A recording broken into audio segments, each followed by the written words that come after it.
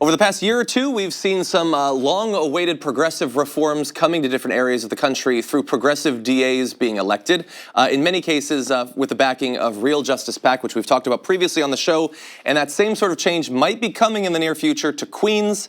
And we are now lucky to be joined on the show by one of the candidates for the upcoming DA race in Queens. Tiffany Cabán, welcome to the Damage Report. Hi, nice. Thank you for having me. I really appreciate it. Very glad to have you on. It always bothers me how there isn't enough focus on these sorts of races, in my view. We focus on senators, congresspeople, all of that. But for a lot of regular people, their interactions with police, the DAs, is obviously so important. So before we get into some of the specifics, I would like to learn a little bit about your personal background and why you're pursuing this office. Sure, absolutely. I am a born and raised Queens resident. I grew up in South Richmond Hill, Queens. My parents grew up in NYCHA housing and the Woodside housing projects, and I've spent my entire career as a public defender. Between growing up and spending time in low-income neighborhoods that have historically been over-policed, historically been over-criminalized, it really informed the way that I go into my work as a public defender. In terms of recognizing that the folks that are most vulnerable have the least amount of access to resources, and that our criminal justice system really sells us this false promise of safety in terms of recognizing that stability equals public safety, and we should be investing in stabilizing our communities and stabilizing families' lives. So it's up until very recently, in a lot of cases, whether it's a DA race or some other sort of race, we're lucky to have one progressive in a primary on the general election. In this case, you have multiple people who are claiming that mantle for themselves, saying that they're going to institute reforms of the sort, in some cases that we've seen in other areas, like in Philadelphia. What would you say most sets you apart from some of these other theoretical progressive candidates? I think that the word progressive DA has been overused to the point of almost losing meaning. And so what I like to talk about are decarceral DAs. I think that what sets me apart, again, is having the public defender background, right? And understanding that this isn't about convictions and sentences, but just about asking two simple questions. How do we make sure harm doesn't happen again? How do we keep our community safer in actuality? And that comes from public defenders' metrics of success. It's the work that we have always done. It's not the work that prosecutors have typically done. It's not the work that politicians have typically done. It's about reducing recidivism, keeping people out of jail, rooted in their communities, and applying the law fairly across racial and class lines. The other things that I'm really proud of in terms of our platform is this idea that it is participatory justice, that every single one of our policies is, was a labor of love and connection with the folks that are directly impacted. So our campaign is the only campaign that's saying, hey, full decriminalization of sex work. Why? Because the sex work community has sat down, talked to us. We know that that's how we save lives. Ours is the only campaign that is in support of harm reduction services and safe consumption sites. Why? Because those who struggle with substance use disorder or use recreational drugs know that that's a way to save lives. And we should be focusing on not numbers of convictions and sentences, but on the numbers of lives we save and the numbers of neighborhoods that we stabilize. So you mentioned a couple of particular policies you're supporting there. I'd like to jump into some others as well. In a number of these cases where you've had, well, I will say progressive DAs, but as you say, it is the job of the internet to squeeze every ounce of meaning out of any word. So I do agree with you on that. But many have championed ending cash bail, and that is something that you support as well, and you actually support it for all crimes. Am I right? Yes, absolutely. And, when we talk about these progressive policies and things that we agree should happen, how you implement them matters, because in fact, you could end cash bail and increase our incarcerated populations.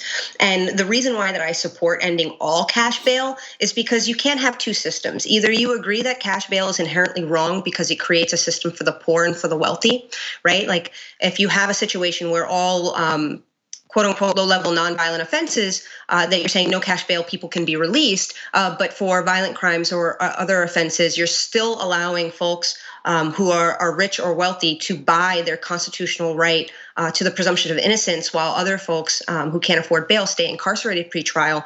It just isn't right. It's not fair. I think that makes a lot of sense. It's not something that honestly I had thought too much about, but yeah, philosophically, I don't know why there would be that distinction.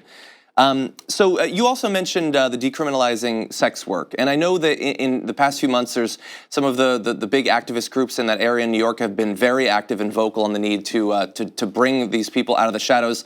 I think a lot of people still, like, it seems like there's a hesitancy to champion this issue because of the stigma that remains around it. But obviously, you don't feel the need to shy away from that. Do you feel that there is that there's a significant chance in the next year or two that we could see significant progress in that area in New York? Yes, and it is so incredibly exciting. To not just have our campaign talking about decriminalizing sex work, but to see our local officials, here in Queens even talking about decriminalizing sex work.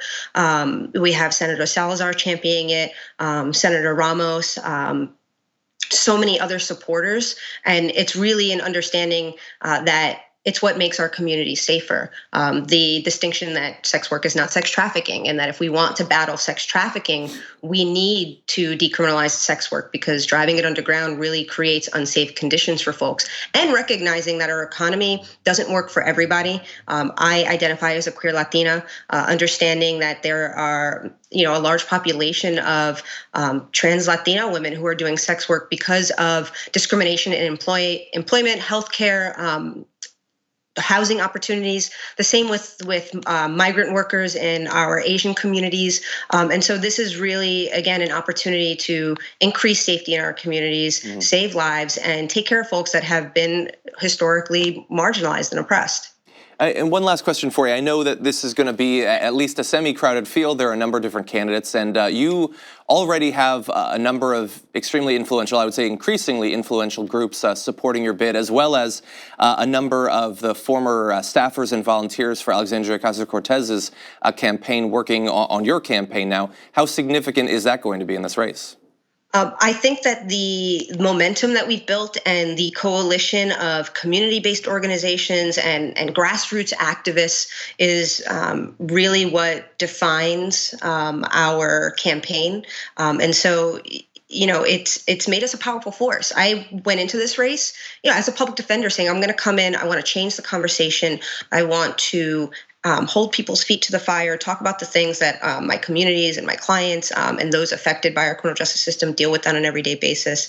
And to have our communities in Queens mobilizing around this vision, this mission is incredibly, incredibly powerful. When we talk about having Vocal New York and Make the Road and DSA and Working Families, and it's just to look at the values of these groups, it is an honor to be fighting for these things alongside them. It's very, very exciting. And at this point, I really do think it's a race between myself and the county establishment pick, Melinda Katz. Okay, well, hopefully throughout this race, we can occasionally touch base and see how things are going. And Tiffany Cabán, career public defender running for Queens District Attorney, thank you for joining us today. Thank you very much. Take care. Thank you very much for watching this clip from The Damage Report. If you liked it, don't forget to subscribe to this channel and ring the bell on YouTube to get notifications of our new videos. And of course, you can catch the full Damage Report live every weekday at 1 p.m. Eastern, 10 a.m. Pacific on TYT Network on YouTube TV.